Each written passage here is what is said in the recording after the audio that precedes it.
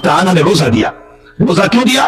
ताकि खाना कम हो, पीना कम हो, सोना कम हो, बातें कम हो, तो हमारा वजूद जिस्मानी कमजोर पड़ जाए। और जब वजूद जिस्मानी कमजोर होगा तो वजूद रूहानी ऊपर आएगा, तरक्की करेगा। और जब ऐसा तरक्की करेगा कि जिसके नतीजे में अल्लाह से बात करने के हम लायक हो जाएंगे, हमारी रूह जो है वो ताला जल्ल शानहू से बात करने के लायक हो जाएगी। इसीलिए मैं इजमालन एक नुक्ता यहां समझा दूं कि पहले ताला जल्ल शानहू ने रोजे का बयान किया, उसके बाद कुरान का बयान किया। शहर रमजान अल्लज़ी उनज़िल फ़ीहिल कुरान, दिन में तुम भूखे रहे, प्यासे रहे, ख्वाहिशात से दूर रहे, हत्ता कि हलाल चीजों को भी नहीं खाया।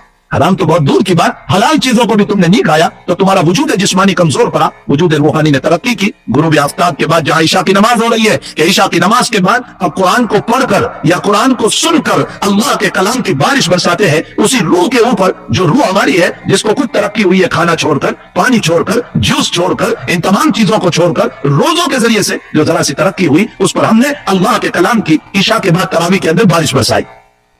अल्लाह के कलाम की ऐसी बारिश हुई कि जिसकी वजह से रूह ताजा हो गई, और ऐसी ताजा हुई कि अब अल्लाह से बात करने के लायक बन गई। जब अल्लाह से बात करने के लायक बन गई तो अल्लाह ने आगे तीसरी आयत में फरमाया, इदा सअलक इबादी अन्नी फइन्नी करीब उजीबु दावत दाई इदा दान फलियस्तजीबू ली वलियुमिनू बी लअल्लहुम यरशदून। फरमाया, मेरे पैगंबर, जब मेरे बंदे तुझसे पूछे तो इनको कह देना मैं तुमसे बहुत करीब हूँ, आ जाओ मुझसे बात कर लो। इसलिए कि दिन में भूखे रहकर तुमने अपने रूह को तरक्की दी, और रात में तरावी पढ़ के अल्लाह के कलाम की बारिश को उतारा है, तो तुम मेरे करीब हो चुके हो। तुम मुझसे गुफ्तगू करो, मैं तुम्हारी मांग को पूरी करूंगा।